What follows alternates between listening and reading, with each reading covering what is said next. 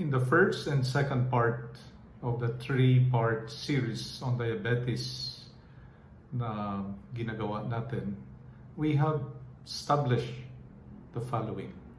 Una, every time we eat, especially pag yung kinakain natin ay carbohydrates and sugary foods, ay talagang tumataas yung blood sugar o glucose natin.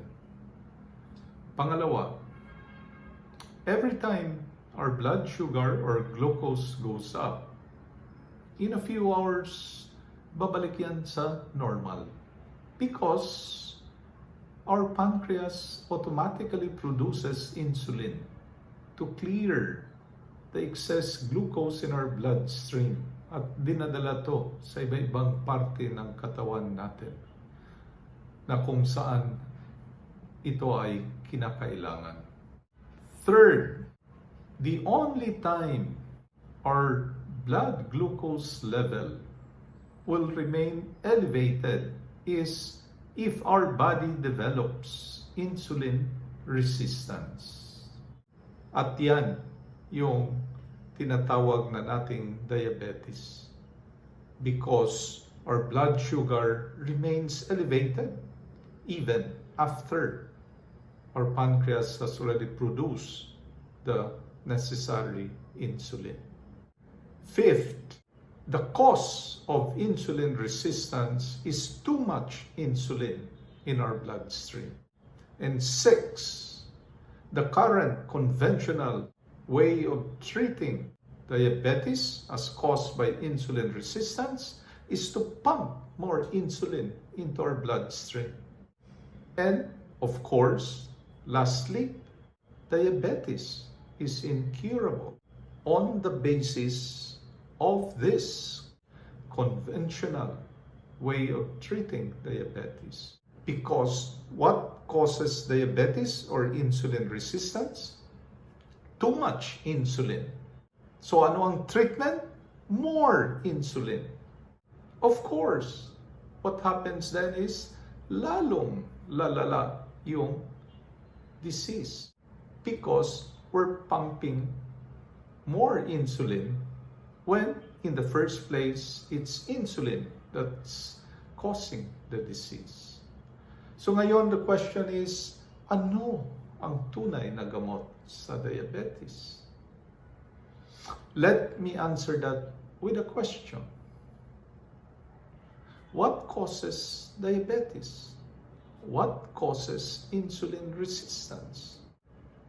The answer is too much insulin. Now, the question is, how do we reduce insulin? Because common sense dictates that if it's insulin that's causing the disease, then the cure to the disease is to reduce or eliminate insulin. So, what causes the presence of insulin in our body?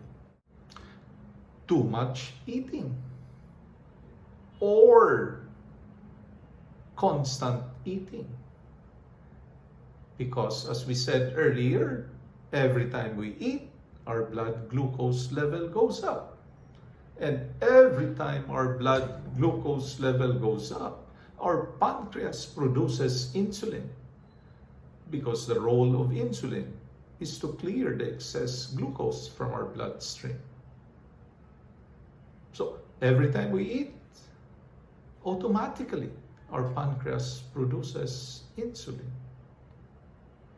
So then therefore, how do we reduce the amount of insulin in our body? Simply lang. Again, common sense dictates. Either we reduce the amount of food that we eat, or we reduce the number of times that we eat. Because every time we do not eat, then therefore our blood glucose level does not go up. And if it does not go up, then there's no need for our pancreas to produce insulin. So the more often that we do not eat, the more often that our blood glucose level remains at constant level. and the more often that there is no need for our pancreas to produce insulin. And in the long haul, that reverses insulin resistance. That reverses diabetes.